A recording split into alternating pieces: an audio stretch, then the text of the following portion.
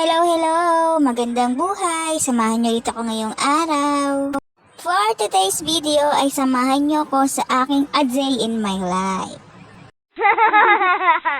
Ngayong araw nga ay may pupuntahan akong isang all girls get together. Kaya naman iniintay ko na dito sa isang fast food chain ang aking mga makakasama. At nang magkita-kita na nga kami ay agad na rin kaming sumakayo ng tricycle papunta sa aming destinasyon.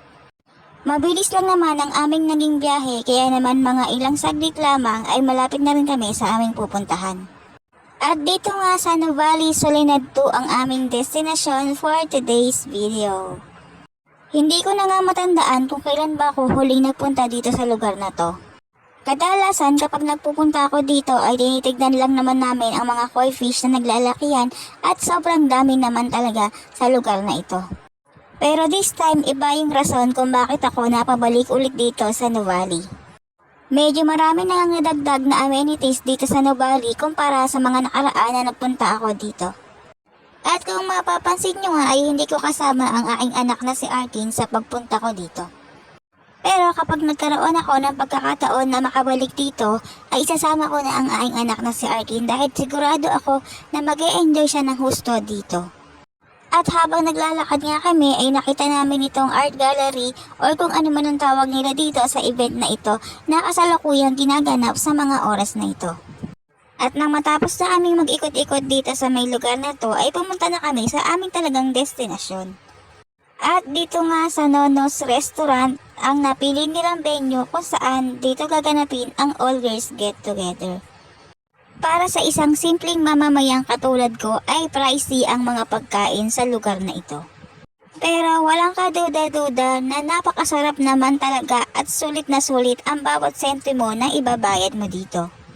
Kaya naman hindi na ako nagpatumpik-tumpik pa at kainan na. Nahirapan lang ako ng very light sa pagkain ng burger na ito. Dahil sa normal na buhay ay hindi naman ako ganito kumain ng burger. Pero dahil nandito tayo sa pangmayaman na restaurant, kaya naman ilalaban natin yarn. Kaya naman, thank you sa aming boss na si Miss Kat sa paglibre ng aming food dito. Thank you po, ma'am. Marami din kaming nakasalamuha dito na member ng CCF All Girls Group. Very approachable naman sila sa grupo namin.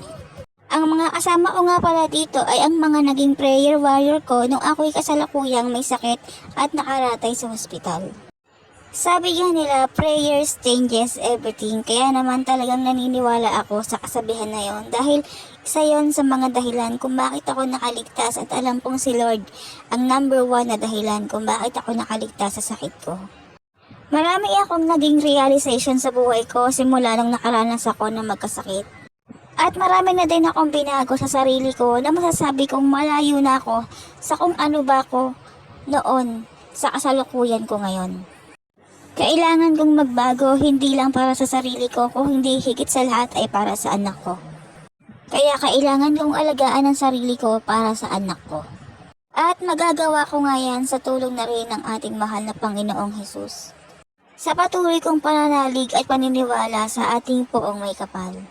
Siguro nasa 60% na ako ng pagbabago. Sabi nga nila, malayo na pero malayo pa. At wala nang makakahadlang pa sa akin para balikan ang nakaraan na. Kaya naman hanggang dito na lang ang ating video. Maraming salamat sa inyong panonood. Ingat kayong lahat. Bye-bye!